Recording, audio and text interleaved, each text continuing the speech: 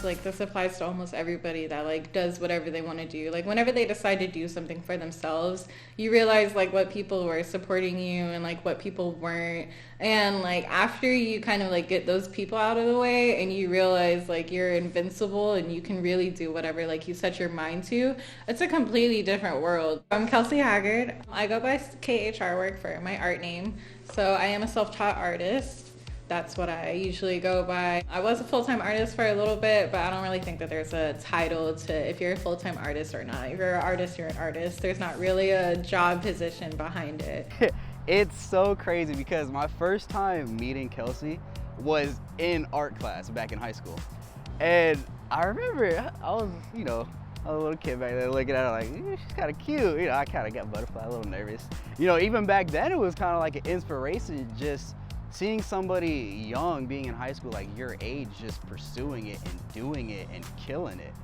And it's like even before I really knew who she was just like an inspiration. It was crazy because everybody in high school knew it.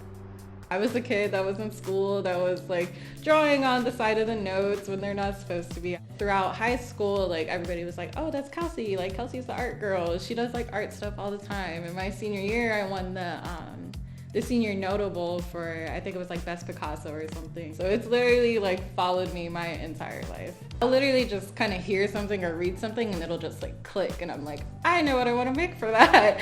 I tried to do like a couple different routes of like what people were telling me to do, and it just always got like kicked back to like, that's not what you want to do, or like, that's not gonna work out. And like I would like, quit jobs or whatever. Like I'd always end up back at the same position of like, okay, what am I gonna do next? So I ended up like being like, you know what? No, I do want to do art. Like I focused a lot more on art. Like I had my job and then I did like on my 3 days off, I would literally paint like all day. From there, I was like, okay, I'm just gonna, kind of get more involved. And I started meeting other artists and stuff in the area too. Tampa is my like, I guess that's where like I've met all of my like first creatives. I've met like different kinds of creatives. So I've met like music artists, I've met photographers. It's funny because I kind of met her through Twitter. I seen her art when she first started and I just started sharing it and retweeting it. And she seen that I did photography and she messaged me and she asked to book a photo shoot. So from there, we kind of just built a friendship and a bond from there. Like that's my homie, that's my A1 Day One. But when we went out to the events, I remember she used to be like, these people used to come up to her table and then she'll run behind the table and be like, Brandon, I'm nervous. From then to now, it's been wonderful watching her grow her brand from where she started to where she is now.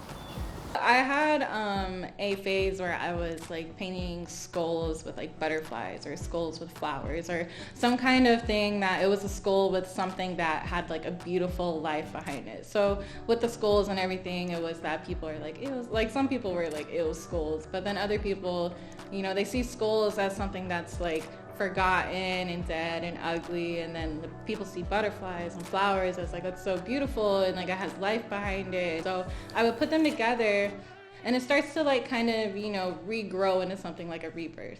Being an artist full-time was like, oh, I'm making enough to pay my bills, but I'm not making enough to save like $500,000 for a house, like how it is today. So I ended up getting a work from home job and it actually made me like super like on a depressive episode. Like it hit me super hard, way harder than I thought that it was going to.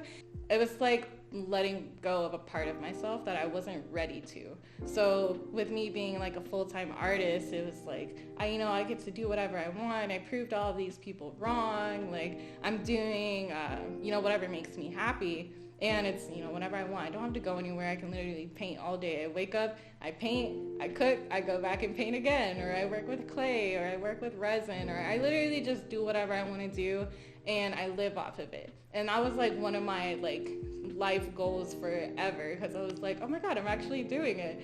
So getting a job again, like it hit me super hard, and I was like, oh my God, like did I fail?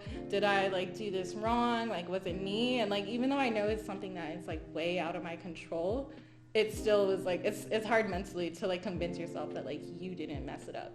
Being an artist, and like I said, that expands to all spectrums of the word artist, is you're always going to have those ups and downs. You're always going to have those times where you feel doubt or you feel uninspired or struggling for creativity. And being an artist it's something you're born with, and I know that having a job that's taking up so much of your time and mental space, it can be draining for artists. I used to never think like that people were gonna recognize my art how they do. Like every time I go to markets or like art shows or anything, everybody's like, I've seen this somewhere, like, or oh, I follow you on Instagram, or my friend has like prints of your work in their home. Like there's so many people that know me just off of my paintings. It's like, oh my god, this is so like surreal sometimes. Like even at I had the market where the girl came and she was like, I don't know if you remember me, but we met in the like sketchy club where you were selling your art and I bought these shoes from you, and it was 4 years ago.